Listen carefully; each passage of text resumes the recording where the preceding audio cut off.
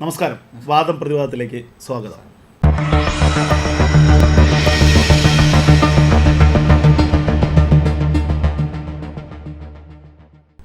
രാജേഷ്, നമുക്ക് മനസ്സിലാവും കഴിഞ്ഞ ദിവസങ്ങളിലൊക്കെ തന്നെ നമ്മുടെ മലയാളത്തിലെ മാധ്യമങ്ങൾ വലിയ പ്രാധാന്യത്തോടെ നൽകാത്തൊരു വാർത്തയാണ് നമ്മുടെ പാകിസ്ഥാനിലെ വാർത്തയാണ്. നമ്മുടെ എനിക്ക് തോന്നി ജമ്മു കശ്മീരിന്റെ അതിർത്തി പാക് അധീന കാശ്മീർ, കാശ്മീർ POK. ആ POKയിൽ വലിയ കലാപം നടക്കുകയാണ്.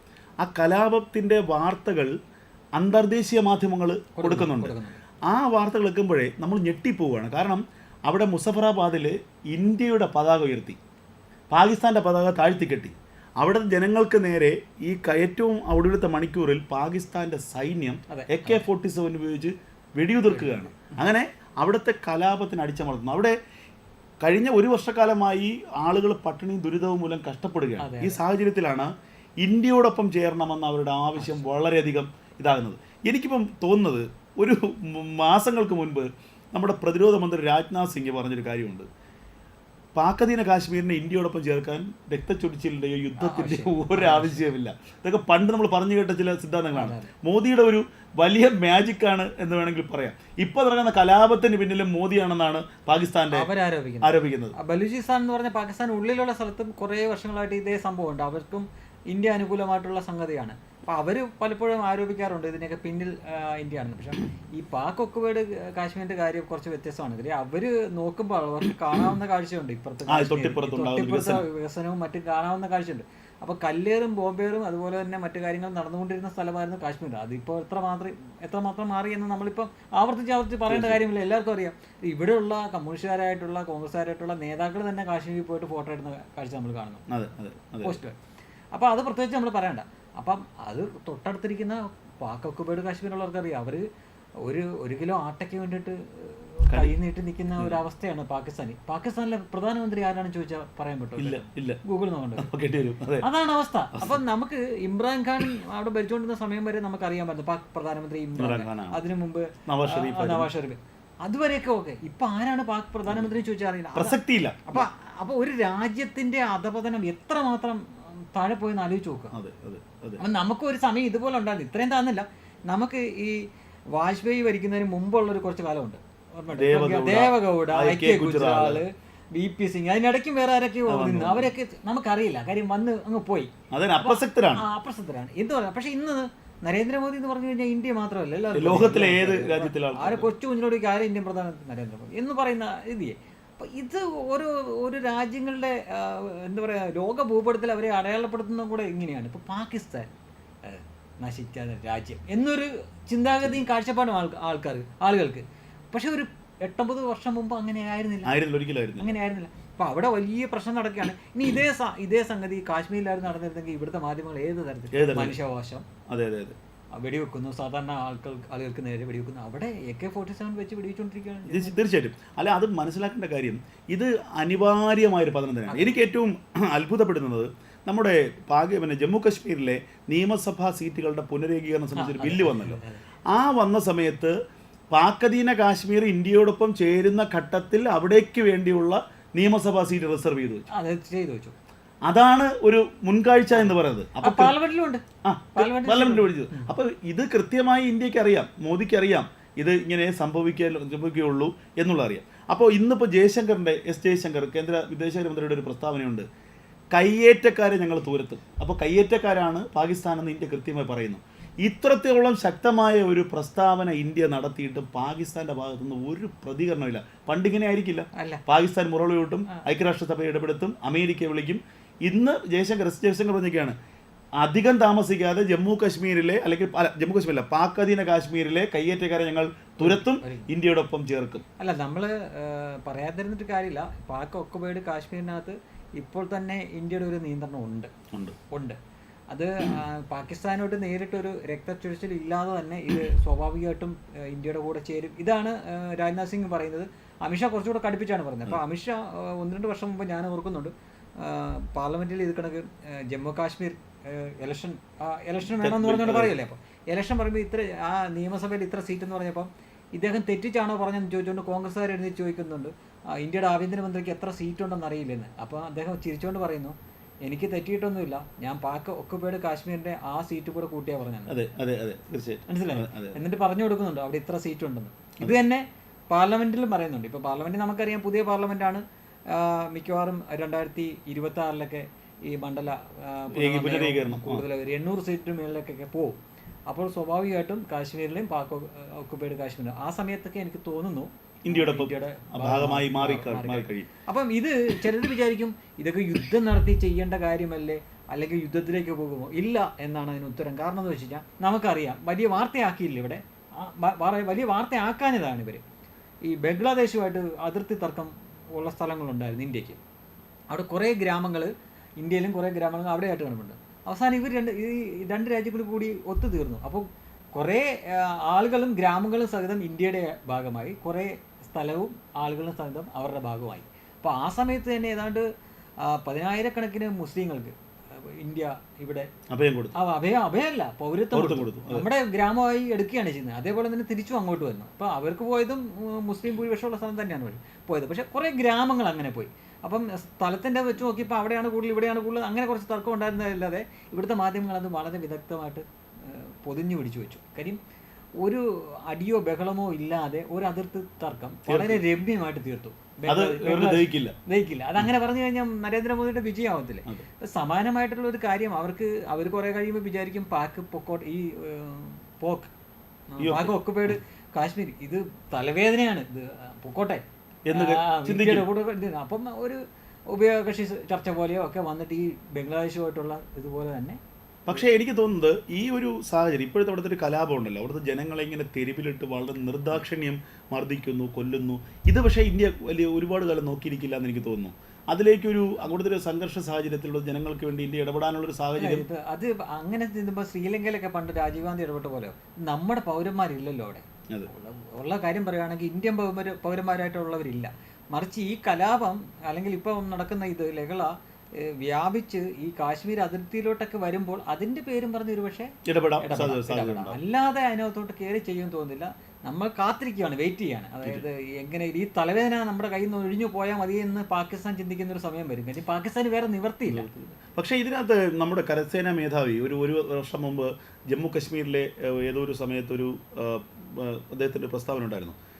നമ്മുടെ ഭരണകൂടത്തിന്റെ ഒരൊറ്റ അവരെപ്പോഴും റെഡിയാണ് ഇതിന് 24 മണിക്കൂറിനുള്ളിൽ ഞങ്ങൾ പാക് ഒക്കുപൈഡ് കാശ്മീരിനെ ഞങ്ങളുടെ ഇന്ത്യയുടെ ഭാഗമാക്കി തരാം, കാരണം സുസജ്ജമാണ് ഇന്ത്യയുടെ സൈന്യം എന്ന് അദ്ദേഹം പറഞ്ഞു. അല്ല, ഇന്ത്യ സൈന്യം എല്ലാ കാലത്തും റെഡിയാണ്. അവിടെ നരേന്ദ്രമോദിയാണോ പ്രധാനമന്ത്രി മൻമോഹൻ സിംഗ് ആണോ എന്നുള്ളതല്ല, ഇവർ ആർജവത്തോടെ ആര് തീരുമാനം എടുക്കുന്നതെന്ന് മാത്രമാണ്. ഇപ്പം ആർട്ടിക്കിൾ 370 കളയുന്ന സമയത്ത് മറ്റ്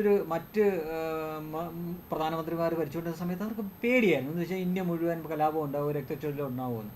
പക്ഷേ നരേന്ദ്രമോദിയും അമിത്ഷയും ഇത് കണക്ക് തന്നെ തീരുമാനം എടുക്കുന്നു. അതിനുശേഷം അമിത്ഷാ അജിത് ഡോവലുമായിട്ട് തീരുമാനം എടുക്കുന്നു. അതിനുശേഷം അവിടുത്തെ ചാർജുള്ള ആർമിയുടെ തലവനുമായിട്ട് സംസാരിക്കുമ്പോൾ അദ്ദേഹം ധൈര്യപൂർവ്വം പറയുന്നു, ഗോവയായിട്ട് മുന്നോട്ട് പോകുമെന്ന് പറയുന്നു. ഒരു തുള്ളി രക്തച്ചൊരിച്ചിലും ഉണ്ടായില്ലല്ലോ ആർട്ടിക്കിൾ 370 എടുത്ത് കളഞ്ഞപ്പോൾ. പക്ഷെ മുൻകാലത്തെ പ്രധാനമന്ത്രിമാർക്ക് ഭയമായിരുന്നു ഇങ്ങനെ ഉണ്ടാവുമെന്ന്. ഇപ്പോൾ കോടതിയാണ് വിധിച്ചത് അയോധ്യ രാമക്ഷേത്രം നിർമ്മിക്കുക. പക്ഷേ ഇതൊക്കെ നേരത്തെ തന്നെ കോടതിക്ക് വെളിവെച്ച് പോലും സെറ്റിൽ ചെയ്യാവുന്ന കാര്യങ്ങളായിരുന്നു. പക്ഷെ അന്നത്തെ ഭരണാധികാരികൾ പേടിയാണ്. തർക്കം നിലനിർത്തണം. ഒരു ഈ നേരത്തെ പറഞ്ഞ രമ്യമായ ഒരു കാര്യം പരിഹരിച്ചാൽ അവിടേക്ക് കയറിപ്പോകാൻ പറ്റില്ല. അപ്പോൾ ഇവിടുത്തെ ഈ ജമ്മു കാശ്മീർ വിഷയം അത് തന്നെയാണ്. കാരണം ഞാൻ കഴിഞ്ഞ തവണ ഇതേ സമയം ജമ്മു കാശ്മീരിലുണ്ടായിരുന്നതാണ്. ആ സമയത്ത് അവിടെ ഞാൻ പത്താൻകോട്ടുള്ള ഒരു ആളുമായിട്ട് സംസാരിക്കുന്നത്, ഒരു സിഖുകാരൻ. അയാളുടെ അവിടെ നിന്ന് ഒരു 15 മണിക്കൂർ യാത്ര മാത്രമേ ഉള്ളൂ. പക്ഷെ അയാൾ കഴിഞ്ഞ 5 വർഷങ്ങൾക്ക് മുൻപ് മാത്രമാണ് ശ്രീനഗർ നേരിൽ കാണുന്നത്. കാരണം അദ്ദേഹത്തിൻ്റെ പിതാവ് 35 വർഷം പോയതിനു ശേഷം പിന്നെ അവരാരും പോയിട്ടില്ല, അങ്ങോട്ടേക്ക് പോകാൻ കഴിയാത്ത സാഹചര്യമായിരുന്നു. പക്ഷെ ഒരു 5 വർഷം മുൻപ് അവിടെയും അവർ പറഞ്ഞു, നരേന്ദ്രമോദി അധികാരത്തിൽ വന്നൊരു 4-5 വർഷം കഴിയുമ്പോഴാണ് ശ്രീനഗറിലേക്ക് ഒരു എൻട്രി ഒരു ഇന്ത്യക്കാരൻ എന്ന നിലയ്ക്ക് പറ്റുന്നത് തന്നെ. അതിനു മുൻപ് പോയാൽ ജീവൻ അപകടത്തിലാണ്. അതൊരവസ്ഥയാണ്. സൈന്യത്തിന് ഒരു തീവ്രവാദിക്ക് നേരെ ഒന്ന് വിരൽ അണക്കാൻ സൈന്യത്തിന് ഡൽഹി എന്നുള്ള ഓർഡർ വേണ്ടി വരേണ്ട സാഹചര്യം ഉണ്ടായിരുന്നു. രഞ്ജിത്ത് ശ്രദ്ധിച്ചിട്ടുണ്ടോ, നരേന്ദ്രമോദി സർക്കാർ എടുത്ത പല നിർണായക തീരുമാനങ്ങളും, അതായത് മറ്റുള്ളവർ എടുക്കാൻ പേടിക്കുന്ന തീരുമാനങ്ങൾ, അതിപ്പോൾ CAA ആവട്ടെ, കർഷക നിയമം ആവട്ടെ, ഈ ആർട്ടിക്കിൾ 370 ആവട്ടെ, മുത്തലാഖ് നിരോധനമാവട്ടെ, അയോധ്യയുടെ കേസാവട്ടെ, ഇങ്ങനെ ഓരോന്നിലുമൊക്കെ ഏതെങ്കിലും കേസിൽ സർക്കാരിൻ്റെ ഭാഗത്തുനിന്ന് ഒരു മുൻകൈ എടുത്തിട്ട് ഒരു രക്തച്ചൊരിച്ചിലുള്ള ഒരു വഴി ഉണ്ടാക്കിയിട്ടുണ്ടാവില്ല. ആകെ CAയുടെ സമരത്തിൽ കുറേ ആളുകൾ തെരുവിലിറങ്ങി അവരായിട്ടുണ്ടാക്കിയ വിദേശ ഫണ്ടിങ്ങും മറ്റു കാര്യങ്ങളും എല്ലാം. അതുപോലെ കർഷക സമരം എത്രത്തോളം സർക്കാർ ക്ഷമയോടെ നിന്നു, അതിൻ്റെ പരമാവധി നിന്നു. പിന്നെ അവർ നമ്മുടെ ചെങ്കോട്ടയിൽ വരെ കടന്നു കയറി നമ്മുടെ കൊടി, അഭിമാനമായിട്ടുള്ള ദേശീയ പതാകമൊക്കെ വലിച്ചു എന്നിട്ടും ഈ കയറി അവരെ അടിക്കാത്ത ഒരു സർക്കാരാണ്. അത്രയേറെ സംയമനം പാലിച്ചാണ്. അപ്പോൾ അവിടെ ശരിക്കും പറഞ്ഞു കഴിഞ്ഞാൽ ആ സർക്കാരിൻ്റെ ആർജവത്തെ നമ്മൾ അതിപ്പോൾ BJP ആയിക്കോട്ടെ ആരായിക്കോട്ടെ, മറ്റുള്ള സർക്കാരുകൾ ചെയ്യാൻ മടിച്ച കാര്യമാണ് പേടിച്ചിട്ട്. അത് ഈ ആയുധം വെച്ചിട്ടല്ല നേടിയെടുത്തതെന്ന് ഓർക്കുക. നമ്മുടെ ഈ CA നടപ്പിലാക്കുമ്പോൾ സർക്കാരിൻ്റെ ഭാഗത്തുനിന്ന് ആയുധം കൊണ്ട് അവരൊന്നും ചെയ്തിട്ടില്ല. കുറെ ആളുകളെ പറഞ്ഞ് തെറ്റിദ്ധരിപ്പിച്ച് കലാപ സന്നദ്ധരാക്കി തെരുവിലിറക്കി വിടുകയാണ് ചെയ്തത്. അതിന് വേറെ ആൾക്കാരാണ്. അതേപോലെ തന്നെ കർഷക സമരത്തിന്റെ കേസിലും കർഷക സമരത്തിന്റെ പിന്നിലും വലിയ ഫണ്ടിങ്ങും ഈ മുമ്പൊക്കെ വേണമെങ്കിൽ ചെയ്യായിരുന്നല്ലോ. ഇപ്പൊ മുത്തലാഖ് നിരോധനം കോൺഗ്രസിന്റെ കാലത്ത് ചെയ്യാമായിരുന്നു. എന്താ ചെയ്യാൻ ഭയമായിരുന്നു. പക്ഷെ ഇവിടെ മോദി ചെയ്തിട്ട് എന്തെങ്കിലും സംഭവിച്ചോ? അല്ല, അതുകൊണ്ടാണ് പറഞ്ഞത് ഈ വോട്ട് ബാങ്കുകളെ ഭയന്നിട്ട് തീരുമാനമെടുക്കാതിരുന്ന സർക്കാരാണ് ഇതുവരെ ഉണ്ടായിരുന്നത്. പക്ഷെ സധൈര്യം അക്കാര്യത്തിൽ മുന്നോട്ട് വന്നത് നരേന്ദ്രമോദി മാത്രമാണ്. അപ്പോൾ ഒരു തരത്തിലും പിടിച്ചു നിൽക്കാനൊന്നുമില്ല. ഈ ആർട്ടിക്കിൾ 307 എടുത്ത് മാറ്റിയോടി ജമ്മു കാശ്മീരിന്റെ തലവരെ മാറി. ജമ്മു കാശ്മീർ തിരിച്ചു കൊണ്ടുവരുന്നതാണ് മറ്റൊരു പറഞ്ഞത്. അതെ, ജനങ്ങൾ തെരുവിലിറങ്ങോടെ. ഇത് കേൾക്കുന്നത് ജമ്മു കാശ്മീർ ജനങ്ങളാണ്. അപ്പോൾ ആ ജനങ്ങളാണ് തെരുവിലിറങ്ങി ഇനി ഈ രാഹുൽ ഗാന്ധി അടക്കം കോൺഗ്രസ്സുകാരെ നേരിടാൻ പോകുന്നത്. അതെ, അവിടെ ഒരു സമയത്ത് നരേന്ദ്രമോദി അത് നിശ്ചിതമായിട്ട് വിമർശിച്ചുകൊണ്ടിരുന്നവർ തന്നെ ഇന്ന് സപ്പോർട്ടേഴ്സാണ്. കാര്യം ലോകത്തിലെ ഏറ്റവും വലിയ ടൂറിസം ഹബ്ബായിട്ട് ശ്രീനഗർ ജമ്മു കാശ്മീർ മാറുകയാണ്. ഇന്ത്യയിലെ നല്ലൊരു ശതമാനം ആളുകൾ എന്തിനാണ് പോക്ക് ഇന്ത്യയുടെ ഭാഗമാകുന്നതെന്ന് ചിന്തിക്കുന്ന ആൾക്കാരുണ്ട്. വെറുതെ തലവേന, അതിന് ചില വേറെ കാരണങ്ങളുണ്ട്, അത് നമ്മളെന്തായാലും പറയുന്നില്ല. വെറുതെ എന്തിനാ വീണ്ടും തലവേന എടുത്ത് വെക്കുന്നതെന്ന് പറയുന്നുണ്ട്. പക്ഷേ ആ ഒരു സ്ഥലം നമ്മുടെ ഒരു തലഭാഗം എന്ന തലയിൽ നിർണായകമായിട്ട് കാണുന്നത് പല കാരണം കൊണ്ട്. നമുക്കറിയാം, കാർഗിൽ യുദ്ധ സമയത്ത് അത് ഒരുപാട് വർഷങ്ങൾ നീണ്ടുപോകും എന്ന് വിചാരിച്ച യുദ്ധമാണ്. കാര്യം അത്രയും തന്ത്രപ്രധാനമായിട്ടുള്ള സ്ഥലത്ത് അവർ കയറിയിരിക്കുന്നു, നമുക്കൊന്നും ചെയ്യാൻ പറ്റാത്ത അവസ്ഥ. അപ്പോൾ അതേപോലെ ഈ അതിർത്തിയായിട്ട് പങ്കെടുക്കുന്നവരുമായിട്ട് ചൈനയായിട്ടാണെങ്കിലും ഒക്കെ വളരെ നിർണായകമായിട്ടുള്ള സ്ഥലമാണ്. അപ്പോൾ അത് നമ്മുടെ ഭാഗമായിരിക്കണം. അത് മറ്റുള്ള നഷ്ടങ്ങൾ മാറ്റി നോക്കാതെ വെക്കണം എന്നുള്ള ഒരു കാഴ്ചപ്പാടാണ്. അത് മാത്രമല്ല ഒരു അഭിമാനമാണ്. ഒരിക്കൽ ഒരു ചതിയിലൂടെ ഇന്ത്യയിൽ നിന്ന് പോയതാണ്. അപ്പോൾ അങ്ങനെ ഒത്തിരി സ്ഥലമാണ്. കച്ചത്തീപ് പോലുള്ള സ്ഥലങ്ങൾ, ടിബറ്റൊക്കെ എന്നെ ഇന്ത്യയുടെ ഭാഗമായി തന്നെ ടിബറ്റും അതുപോലുള്ള സ്ഥലമൊക്കെ.